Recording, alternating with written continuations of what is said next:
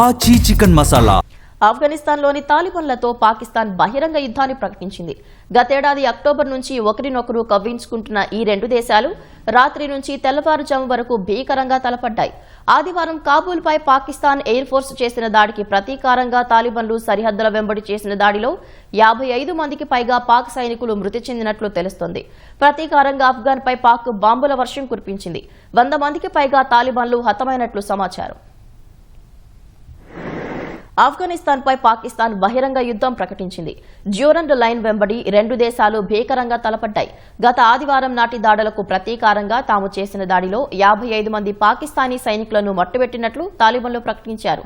వెంటనే అప్రమత్తమై తాము నిర్వహించిన ఆపరేషన్ గజబ్ అల్ హక్ లో 133 మంది తాలిబాన్లను హతమార్చినట్లు పాక్ సైన్యం ప్రకటించింది. అయితే రెండు దేశాలు తమ వైపు జరిగిన నష్టాన్ని చాలా తక్కువ చేసి చూపాయి.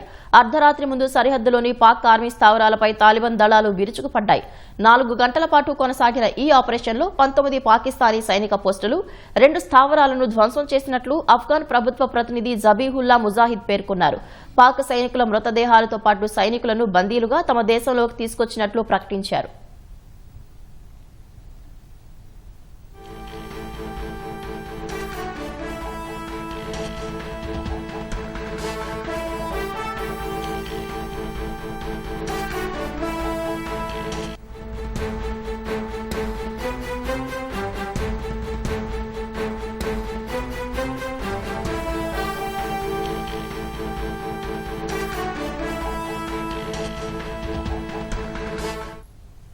తాలిబాన్ల ప్రకటనను పాకిస్తాన్ సైన్యం తోసిపుచ్చింది.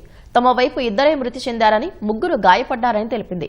ప్రతీకారంగా కాబూల్తో సహా చిత్రాల్, ఖైబర్, మొహమ్మద్, ఖుర్రం, బజౌర్ సెక్టార్లో వైమానిక దాడులు చేసినట్లు పేర్కొంది.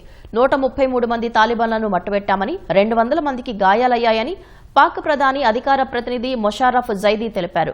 27 ఆఫ్ఘన్ పోస్టులను ధ్వంసం చేయగా 9 పోస్టులను స్వాధీనం చేసుకున్నామన్నారు. తమ పోస్టులన్నీ సురక్షితంగా ఉన్నాయని పేర్కొన్నారు. ఆఫ్ఘనిస్తాన్ తాలిబాన్ ప్రభుత్వంతో బహిరంగ యుద్ధాన్ని ప్రకటిస్తున్నట్లు పాకిస్తాన్ రక్షణ మంత్రి ఖవాజా ఆసిఫ్ తెలిపారు. తమ సహనం పరిమితి దాటిందని, ఇప్పుడు మిగిలింది బహిరంగ యుద్ధమేనని పేర్కొన్నారు.